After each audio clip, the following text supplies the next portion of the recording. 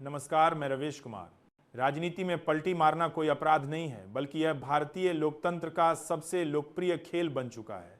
लेकिन इस बार जो हुआ उसने दिल्ली की राजनीति में ऐसा तूफान खड़ा कर दिया कि सत्ता के गलियारों में चर्चा होने लगी, ये पलटी नहीं, राजनीतिक भूकंप है। कहानी की शुरुआत पटना के एक शांत लेकिन बेचैन सुबह से होती है। बाहर धूप फैली थी, लेकिन राजनीतिक बादल गहराते जा रहे थे।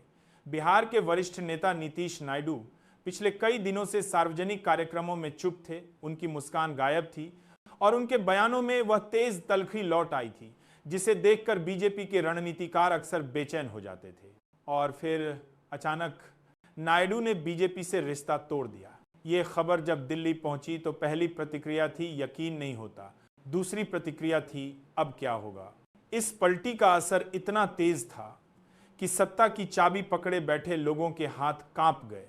ऐसा लगा जैसे सत्ता की कुर्सी हिलने लगी हो। दिल्ली में हड़कंप, मोदी के उड़े होश। दिल्ली के सत्ता केंद्र में सुबह 9:15 पर एक मीटिंग बुलाई गई। प्रधानमंत्री नरेंद्र मोदी ने रिपोर्ट मांगी। अचानक ये क्या हुआ? किसने मिशन में चूक कर दी? कमरा खामोश, सभी मंत्री डरे हुए, हर चेहरे पर पसीना।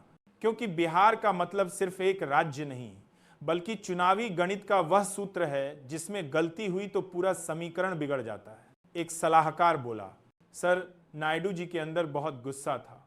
उनकी बार बार की शिकायतें सुनने वाला कोई नहीं था। बिहार के लिए जिन फंड्स का वादा किया गया था वह रुक गया था, इसीलिए उन्होंने मोदी ने बीच में ही रोक दिया।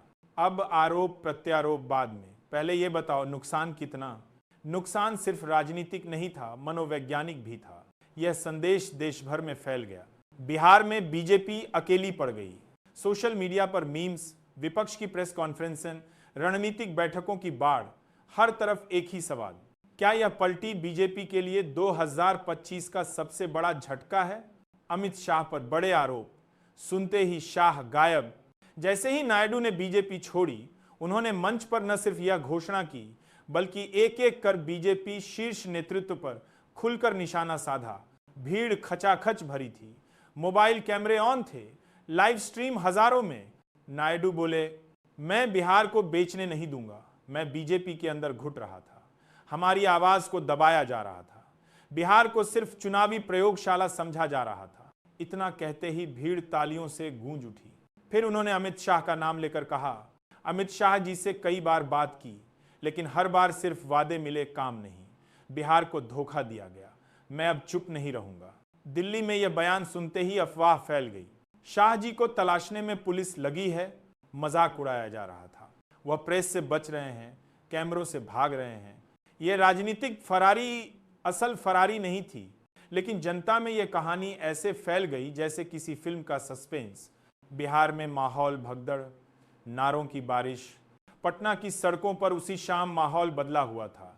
एक तरफ बीजेपी कार्यालय के बाहर बेचैनी, दूसरी तरफ नायडू के घर के बाहर उत्साही भीड़। लोग नारे लगा रहे थे, बिहार का शेर आगे बढ़। दबंग नेता लौट आया। नीतीश नायडू ने अपने बयान में कहा, हमने चाहे कई बार समझौता किया, लेकिन बिहार का हित सर्वोपरि है। बीजेपी के साथ रहकर बिहार का हित नहीं हो सकता। और इस बयान ने विपक्ष के लिए ऑक्सीजन का काम किया। विपक्ष में खुशी की लहर। राहुल का बयान वायरल। दिल्ली में विपक्षी पार्टियों की प्रतिक्रियाएं बारिश की तरह गिरने लगीं। राहुल गांधी ने ट्वीट किया, सत्ता छोड़ना आसान है, सच बोलना मुश्किल। नायडू जी ने साहस दिखाया। ट्वीट वायरल, अखबारों की सुर्खियां तैयार, टीवी चैनलों पर डिबेट गर्म। बीजेपी का डैमेज कंट्रोल, लेकिन देर हो चुकी थी। दिल्ली में बीजेपी की ओर से तुरंत प्रेस कॉन्फ्रेंस बुलाई गई। पार्टी ने कहा, यह नायडू का व्यक्तिगत फैसला है, बिहार सरकार स्थिर रहेगी। लेकिन यह बयान भी बचाव नहीं कर पाया, क्योंकि जनता समझ चुकी थी कुछ तो गड़बड़ है। बीजेपी के अंदर टूटन शुरू हो गई। कई विधायक नायडू के संपर्क में आने लगे। चर्चा फैल गई, क्या बिहार में सरकार गिर जाएगी? रवीश कुमार की शैली में सवाल जो सत्ता को चुभे। यह सिर्फ एक नेता की पलटी नहीं थी, यह सवाल था, क्या भारतीय राजनीति सिर्फ सत्ता की कुर्सी का खेल रह गई है? रवीश कुमार जैसा सवाल पूछना जरूरी है। क्या बिहार को सिर्फ चुनावी स्टूडियो समझ लिया गया है? क्या बिहार की आवाज दिल्ली तक नहीं पहुंचती? क्या विकास के नाम पर सिर्फ घोषणाएं हुई? क्या नेता अपनी आवाज खो चुके हैं? नायडू की पलटी इन सवालों को फिर जिंदा कर देती है। नीतीश नायडू की गुप्त रणनीति कहानी का ट्विस्ट। राजनीति में पलटी ऐसे नहीं मारी जाती, इसके पीछे महीनों की प्लानिंग होती है। सूत्रों के अनुसार नायडू पिछले 2 महीने से नई टीम बना रहे थे। दिल्ली विपक्ष से गुप्त बातचीत चल रही थी। बिहार में कई जिलों में उन्होंने चुपचाप सर्वे कराया। सर्वे में सामने आया बीजेपी के खिलाफ गुस्सा बढ़ रहा है, नायडू की लोकप्रियता चरम पर है।